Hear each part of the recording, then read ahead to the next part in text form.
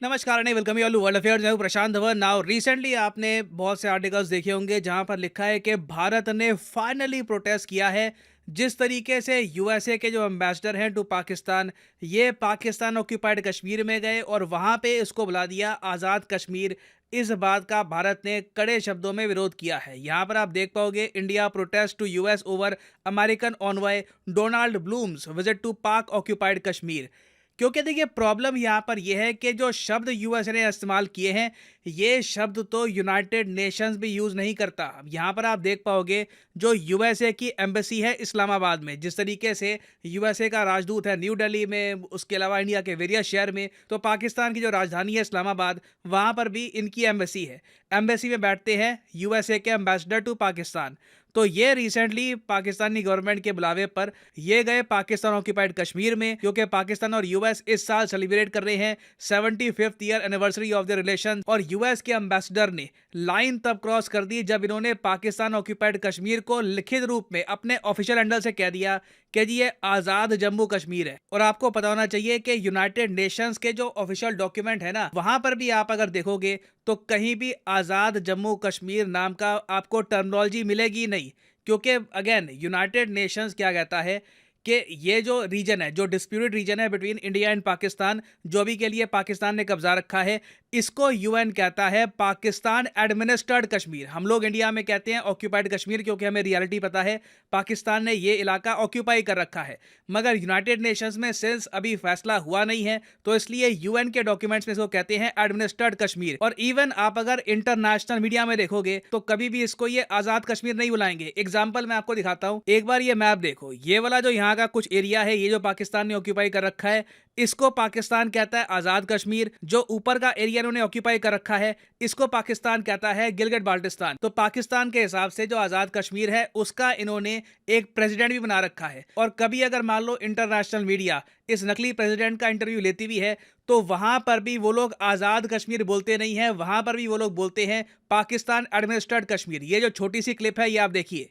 Khan, he is the president of Pakistan administered Kashmir and he joins us now from Muzaffarabad. तो international media को भी ये बात पता है कि आज़ाद कश्मीर जैसी कोई टर्मिनोलॉजी नहीं है, और ये जो वर्ड है यूज़ करके ये एक बायस्ड अप्रोच प्रेजेंट करेंगे। और मैं आपको बताऊं, ये जो मैंने आपको वीडियो दिखाई है, ये टर्की के स्टेट स्पॉन्सर्ड चैनल की थी। तो टर्की का भी जो न्यूज़ नेटवर्क है, वो भी ऑफिशियली जब इनके रिपोर्टर्स रिपोर्टिंग करते हैं तब आज़ाद कश्मीर नहीं बोलते। और आज के समय आप अगर देखोगे तो इवन अमेरिकन जो जर्नलिस्ट हैं, जो अमेरिकन थिंक टैंक के रिसर्चर्स हैं, वो भी कह रहे हैं कि यूएस ऑफिशियल्स को ये जो AJK टर्मिनोलॉजी है ना, ये यूज़ नहीं करनी चाहिए थी, क्योंकि यूनाइटेड नेशंस ने अभी तक कोई यहाँ पर स्टांस लिया नहीं है।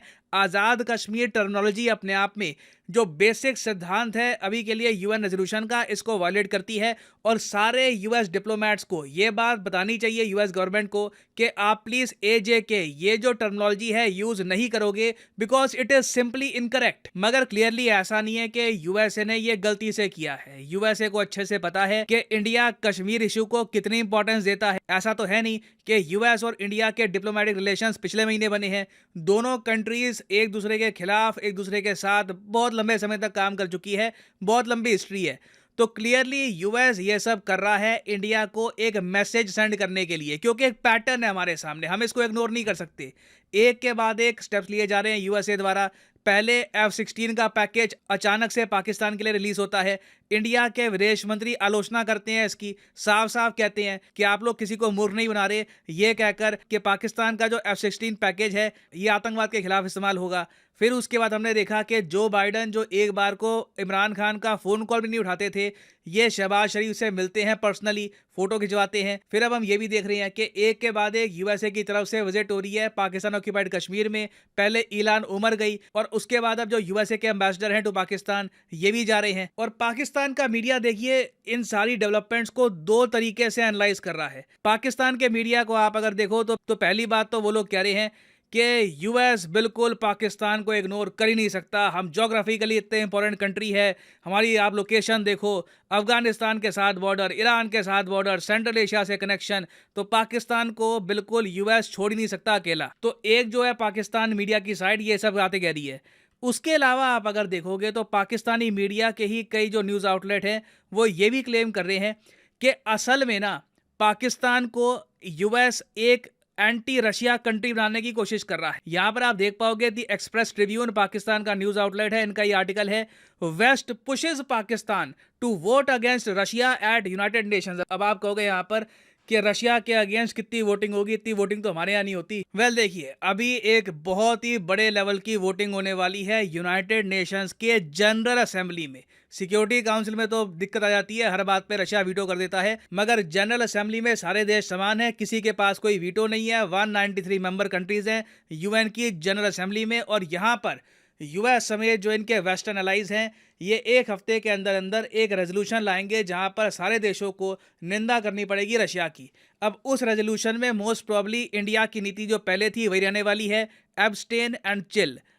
मगर पाकिस्तान से यूएसए को उम्मीद ये है कि ये साउथ एशिया में, क्योंकि साउथ एशिया में आप अगर देखो कोई भी देश नहीं है जो रशिया की आलोचना कर रहा है, तो यूएस चाहता है कि साउथ एशिया से एक देश तो निकले जो खुल के रशिया के अगेंस्ट वोटिंग करे, रशिया के अगेंस्ट स्टेटमेंट दे और यूक्रेन को सपोर्ट करे। और उसके अलावा एक एस्पेक्ट ये भी है कि रिसेंटली पुतिन जिस तरीके से गर्मजोशी के साथ मिले शहबाज शरीफ के साथ और एक प्रपोजल दिया रशिया से लेकर पाकिस्तान की पाइपलाइन का, इसको लेकर भी यूएस काफी नर्वस है। मैंने इस पर वीडियो भी बनाई थी कि पुतिन ने शहबाज शरीफ से मिलकर यह कह दिया कि क्यों ना रशिया भी तापी गैस पाइपलाइन का पार्ट बन जाए। इससे क्या होगा कि रशिया इवेंचुअली सीधा नेचुरल गैस बेच पाएगा इंडिया को। आप इमेजिन कर सकते हैं यूएसए के लिए सबसे बड़ा नाइटमेयर होगा कि एक गैस पाइपलाइन जो इकोनॉमिकली जोड़ देती है रशिया, पाकिस्तान, इंडिया को, ये ऑब्वियसली यूएस कभी भी नहीं चाहेगा।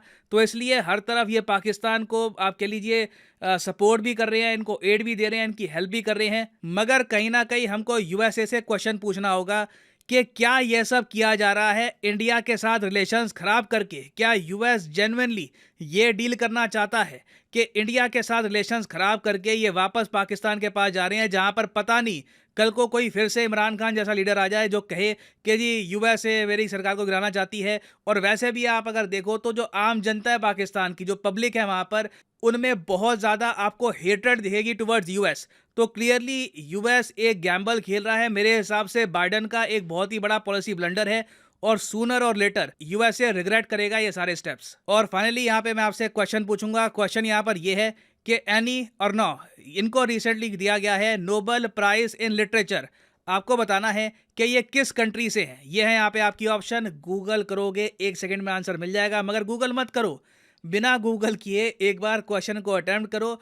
जो लोग सही आंसर करेंगे उनकी कमेंट को मैं हार्ट दे दूंगा ताकि बाकी लोग समझ पाए कि सही आंसर क्या है, और डिस्कवर करिए, see if you can answer this question right और रॉन्ग। मैं जेन्युइनली देखना चाहूंगा कितने लोग इसको सही करते हैं, तो कमेंट सेक्शन में करिए उत्तर। सही आंसर मैं आपको नहीं देने वाला, सही आंसर आप लोग खुद करोगे। फाइनली यहाँ पर मैं ये भी ऐड कर दूं कि लाइफ में अगर आप एक बार प्रॉपरली यूपीएससी एग्जाम की तैयारी करना चाहते हैं जेन्युइन तरीके से, तो आप अनअकैडमी का स्पेशल कॉम्बो पैकेज परचेज कर सकते हैं। कमेंट सेक्शन में जाइए, यहाँ पे आपको मिलेगा लिंक इस कॉम्बो पैकेज का।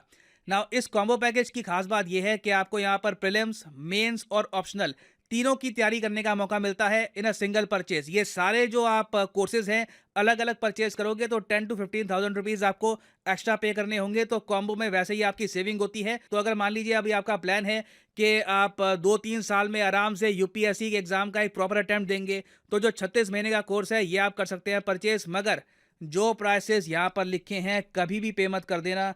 सिंपली यहाँ पर कोड यूज़ करो PD10 और प्राइसेस गिरना स्टार्ट हो जाएंगे। The prices will start falling. सिर्फ 3,000 रुपये में यूपीएससी ऑप्शनल, प्रीलिम्स, मेंस तीनों की तैयारी आप कर सकते हैं with Unacademy. So use the code PD10 and save money. So इसी नोट के साथ ये है वीडियो का अंत। Thank you for listening and as always God bless you all.